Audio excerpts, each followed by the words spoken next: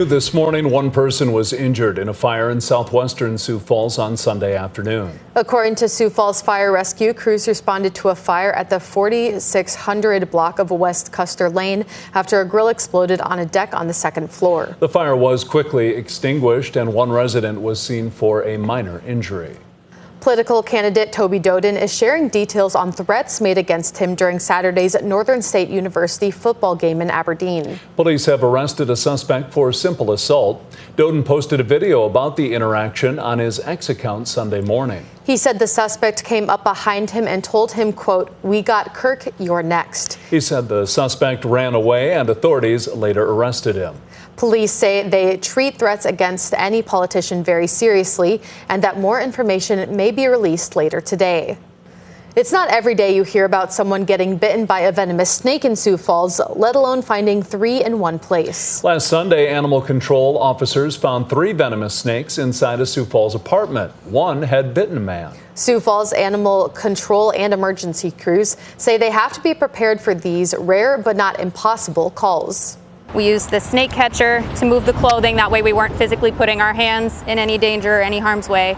And then slowly just pulling items back. Some venoms are neurotoxic, meaning they break down the neurons and they act on the central nervous system.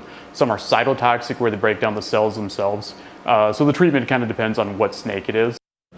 Officers remind people that it's illegal to own any kind of venomous snake as a pet in South Dakota.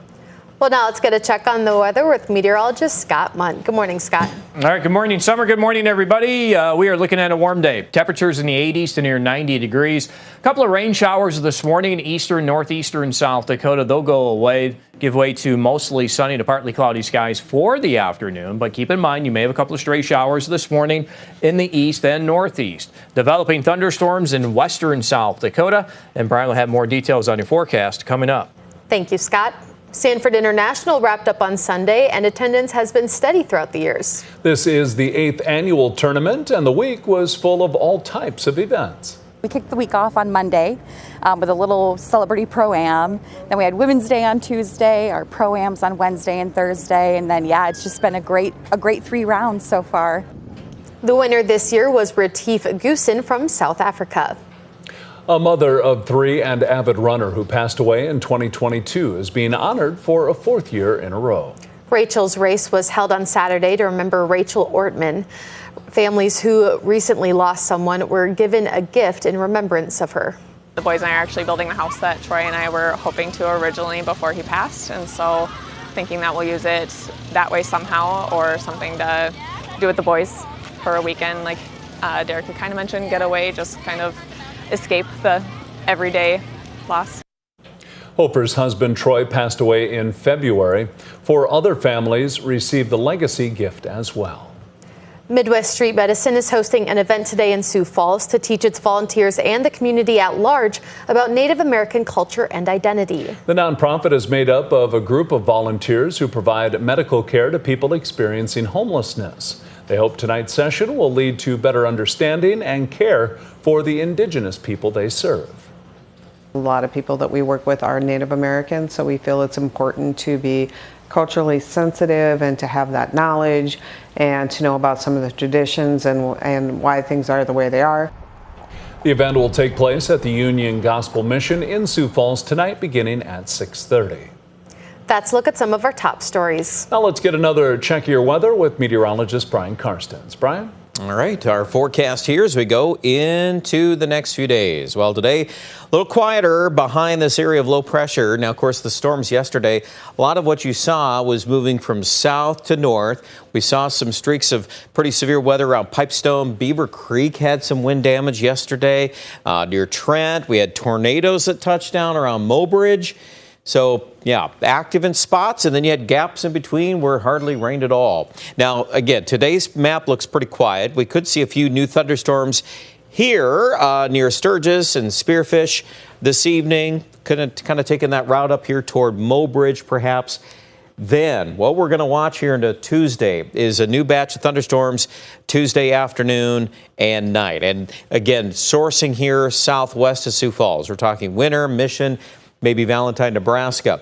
I think that there's probable cause here of some severe weather that could embed within some of that. So again, tracking there to the northeast is what we would see there Tuesday evening. All of that stays west of Sioux Falls.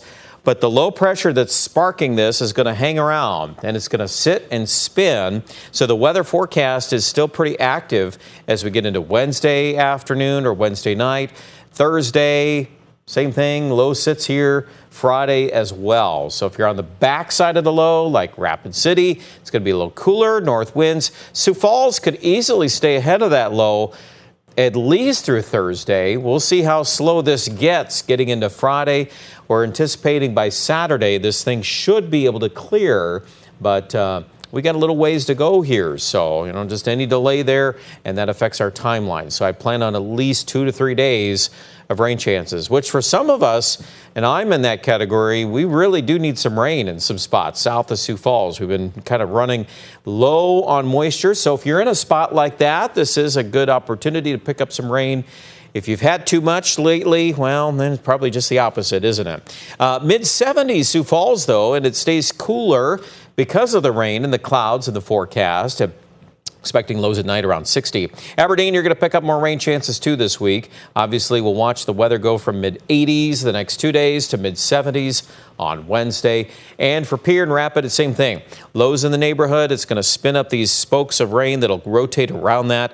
And so with the anticipation of that weather forecast, low 70s expected on Thursday and Friday. Rapid City also cooling into the 70s. Check out more details online at KEBELLAND.com.